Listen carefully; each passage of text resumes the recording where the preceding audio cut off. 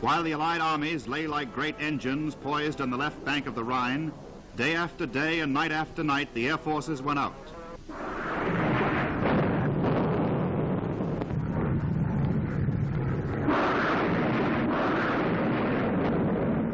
Rocket-firing Typhoons attacked German marshalling yards, command posts, rolling stock, and troop dispositions. The onslaught reached heights of fury never equaled even in Normandy.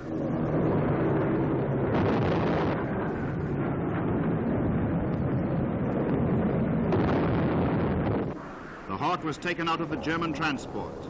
After them, the bombers, terrifying in their numbers, delivering blows greater than any Germany had ever felt before.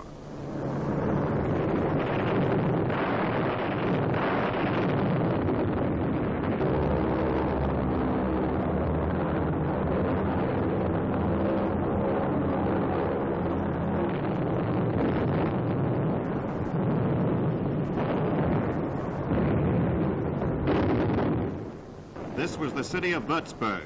Remember Coventry, remember Rotterdam, remember Warsaw. The full horror of war returns to Germany.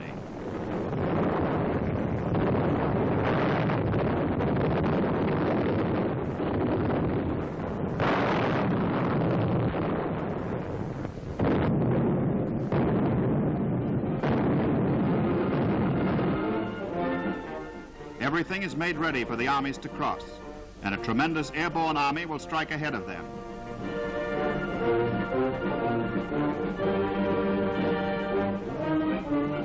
Into their gliders they load jeeps and guns, field pieces and munitions, whole regiments of equipment, for the airborne army may have to be self-sufficient for days until it is relieved.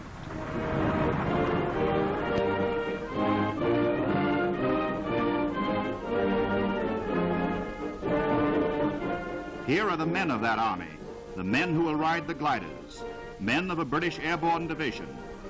This is the tense last moment before the takeoff. For some of them, the last moment that they will ever stand on English soil. In this war, men have learned many things, and not the least of which is a kind of cold-blooded courage fit for exploits such as this.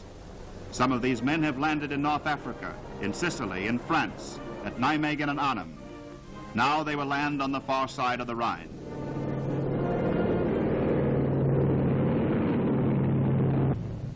They are on their way.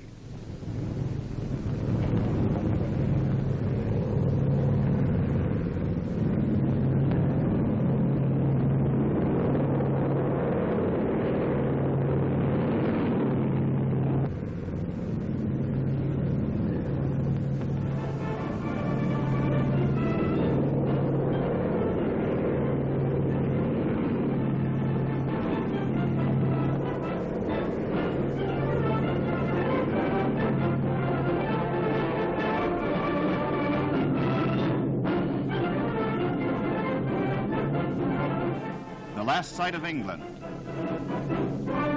the first sight of France.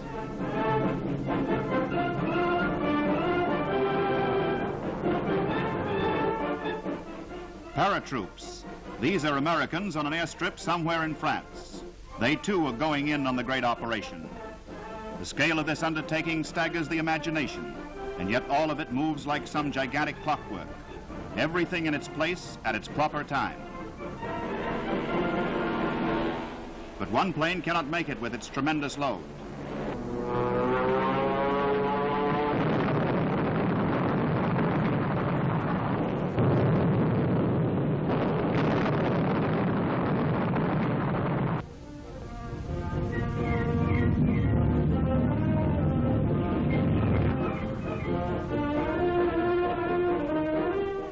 But the rest go on. The gap is filled. They fly through the smoke of the still burning wreck. Over and over again, the planes go out.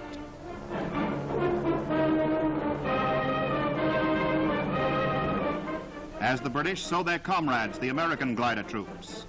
Opposite Sainton and Wesel, the British will take the north and center, the Americans the southern flank.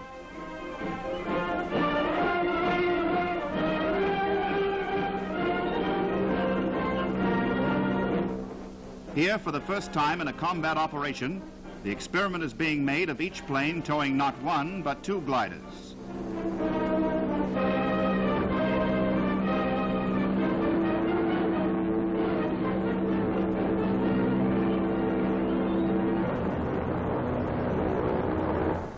one high, one low, to avoid the risk of crashes in midair.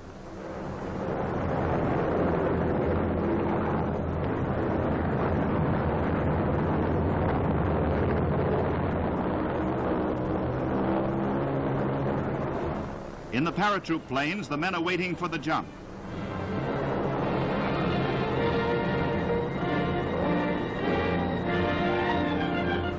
Here too an innovation. The men will go out both sides of the plane at once, and so land in tremendous force in just half the time it formerly took.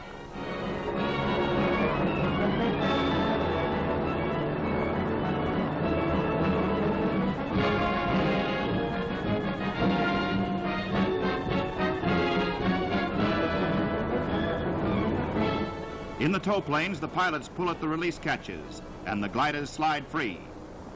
Down goes the artillery, down goes the transport, down goes the munition of this airborne army.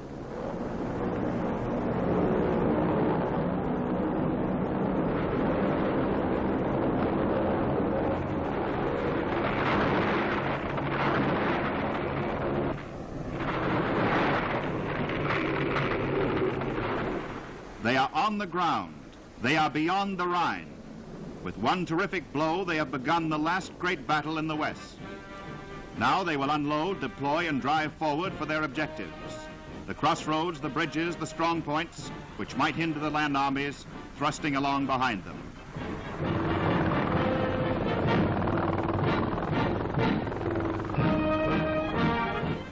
Meanwhile, on the west bank of the great river, amphibious tanks of the British Second Army are crossing in a never-ending stream.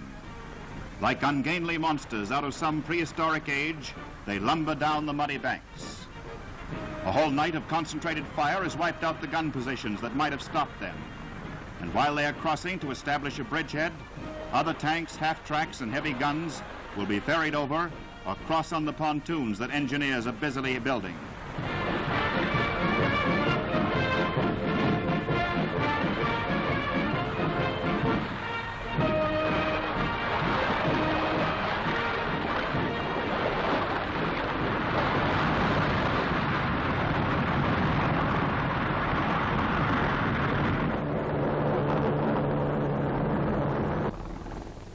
These are troops of General Simpson's 9th Army.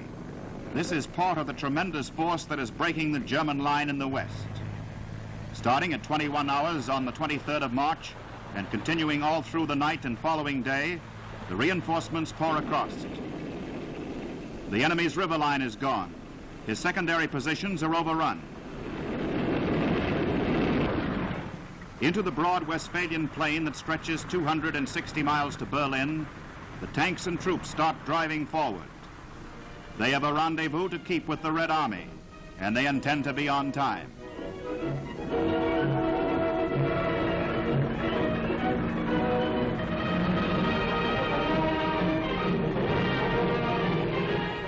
Already the first prisoners from the East Bank are waiting to be ferried across.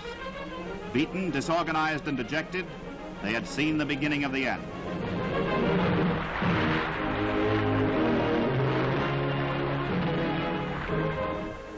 And whom do they encounter in midstream but the irrepressible Prime Minister, who has come to see for himself?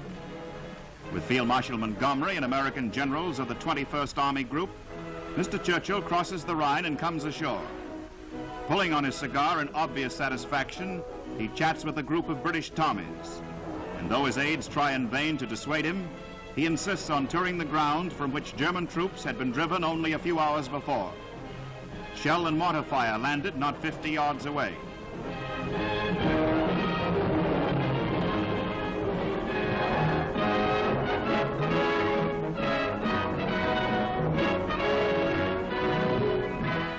Later, he takes a look at German positions still under fire.